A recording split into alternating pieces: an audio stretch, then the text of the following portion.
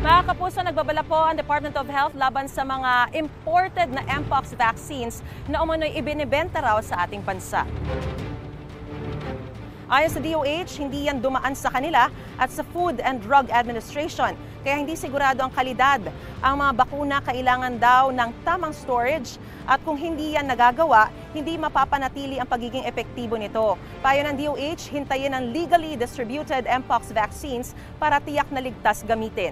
Sa ngayon, 15 ang aktibong kaso ng Mpox sa ating bansa. Mga kapuso, para una ka sa mga balita, mag-subscribe sa GMA Integrated News sa YouTube. Sa mga kapuso abroad, subaybayan niyo po kami sa GMA Pinoy TV at sa www.gmanews.tv.